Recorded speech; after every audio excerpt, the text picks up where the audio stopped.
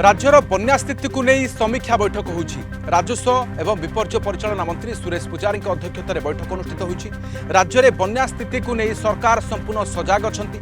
आसंता 12 घंटा गुरुत्वपूर्ण थिबारु जलस्तर वृद्धि उपर नजर रखाଯାଇଛି एवं एथिपाई राति सारा खोला रहिबो एसआरसी कार्यालय। नदीगुड़िकर जलस्तर बढ़ुथिबारु तलिया अंचल लोकंकु सुरक्षित स्थान को स्थानांतर करा जाउछि।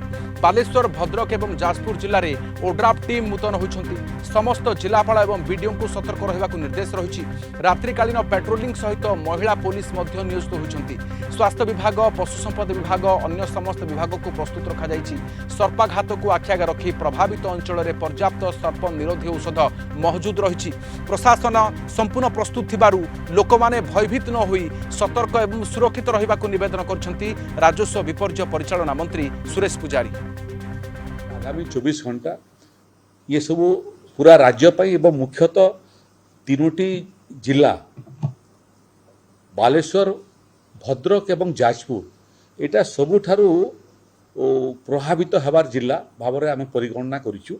तार बाहर मध्य केन्दुझर, मयूरभंज ठारू आरंभ करी सुंदरगढ़ पर्यंत जिला माने मध्य केउठी आंशिक भाव में एवं केउठी आंशिक ठारू ऊर्ध्वरे प्रभावित हेबी।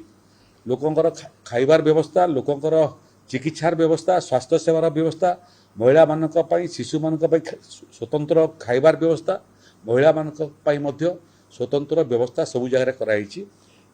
डायरेक्टर जनरल पुलिस से दायित्व रे मध्य निर्देश दैछंती जे जो जगह महिला माने रहिबे तांकर सुरक्षा पई मध्य महिला पुलिस कर्मी माने मध्य मुतन रहिबे। मॉनिटरिंग पई जिल्लापाल माननकु एई समय रे टिके सहाय्य देबा पई आमे एठू 3 जन सीनियर आईएएस ऑफिसर्स को भी पठाइछु। सही भड़ी वाटर रिसोर्स डिपार्टमेंट तरफ रु भी सीनियर इंजीनियर माननकु सेठी प्रत्येक जिल्ला को दिया जाइछि।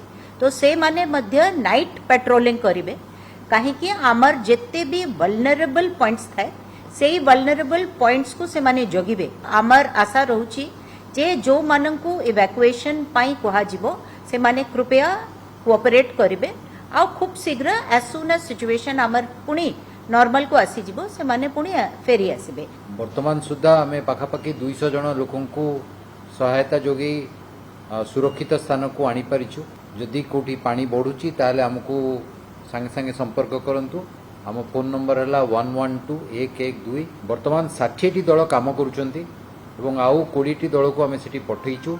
समस्तଙ୍କ पाखरे बोट अछि, डंगा अछि एवं पर्याप्त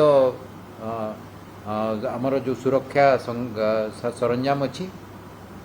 राति जेते भी हो आम साथे संपर्क करंतु। जो माने बुड़ी अंचल उठी आछंती रास्ता उपरे अछंती बा कोठी सुखिला जगह रे अछंती से माने सेठी रुहंतु। कोनोसी असुविधा हबो नाही।